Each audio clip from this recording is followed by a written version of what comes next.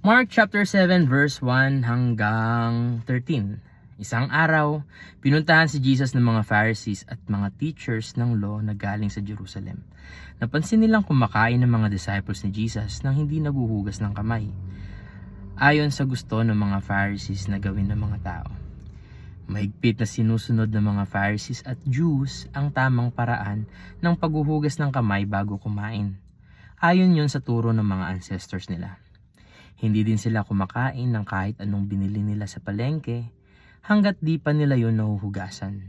Sinusunod din nila ang iba pang mga tradisyon gaya ng paghuhugas ng mga baso, kaserola, mga bronze na bowls at mga higaan.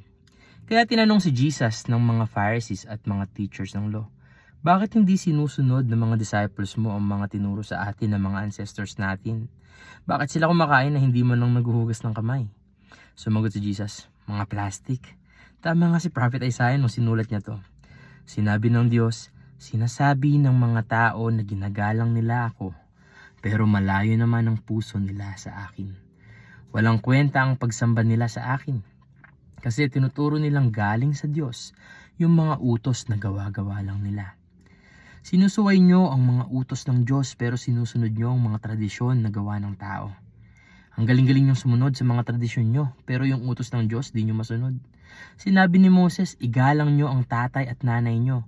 Dapat mamatay ang sino mang mambastos sa tatay at nanay niya. Pero tinuturo nyo sa mga tao na pag may pwede silang itulong sa mga magulang nila, pero sinabi nilang korban ito, inoffer ko na to sa Diyos, excuse na sila sa pagtulong sa magulang nila. Sa ginagawa nyong yan, sinusuway nyo ang salita ng Diyos dahil sa mga tradisyon na tinuturo nyo. Actually, marami pa kayong ginagawang mali na kagaya niyan. Wow. Tanong. Paano magkaroon ng kwenta yung pagsamba? Worship. Anong worship ang nakalulugod sa Diyos? Sabi sa Old Testament, obedience is better than sacrifice. In our context nowadays, syempre wala nang sacrifice kasi nga si Jesus na yung pinaka-ultimate sacrifice. We don't need to offer any lamb, napapatayin pa natin, papadaluyin natin yung dugo sa altar at susunugin. Hindi na kailangan kasi nga ginawa na ng Panginoon once and for all. So, obedience is better than serving or your service to God. There are times that we are serving God, yes. Lalo na yung mga nag-serve sa church, mga volunteers. And I've known people na talagang grabe passionate sila when it comes to serving. That they really want to do it with excellence. And that's good. That's really good. And me, myself, I am for excellence. Lalo na sa music ako na ministry na nakabilang. I want it to be excellent. Pero there are times na because of our pursuit of excellence, we are forgetting or overlooking what God wants for real. Diba? Ano ba talagang gusto ng Diyos? Gusto ng Diyos mamuhay tayo sa pagmamahal. And sa music, for example, sa context na lang ng music team, may mga, hindi lahat sa music team magagaling, diba?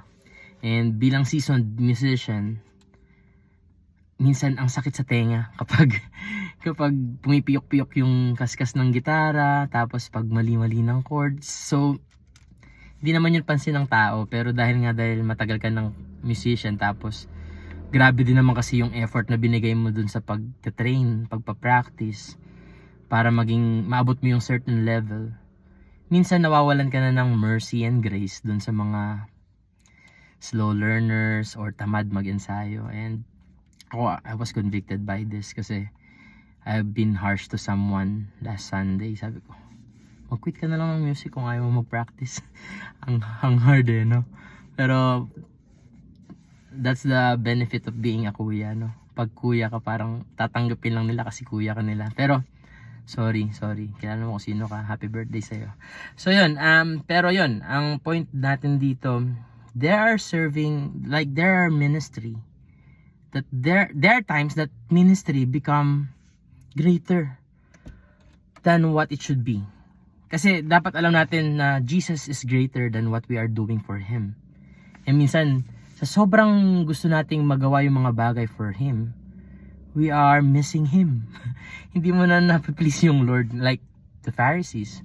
Actually, I'm not a basher of these teachers of the law kasi 2,000 years ago na yon, di ko alam yung context nila. Siguro baka kung nabuhay ako nung panahon na yon, hindi ako sure kung kabilang ako dun sa miyembro ni Jesus na mga disciples niya o dun ako mapapabilang sa mga Pariseo if I would live in their generation. Kaya ayoko mang bash. Pero the Pharisees, they just want to serve God. Like, they want to be zealous about it. They are even fasting twice a week and making sure that they obey everything na sinasabi ng law. At the same time, pati yung mga tradition nga, so sobrang gusto nilang masunod yung Diyos, pati tradition sinusunod na rin nila, yung mga minana nila sa ancestors nila, kagaya ng paghugas ng kamay. Wala namang batas na ganun, tradition lang yun. Kailangan hugasan daw yung mga utensils, mga bowls, lahat, pati yung kamay kailangan hugasan.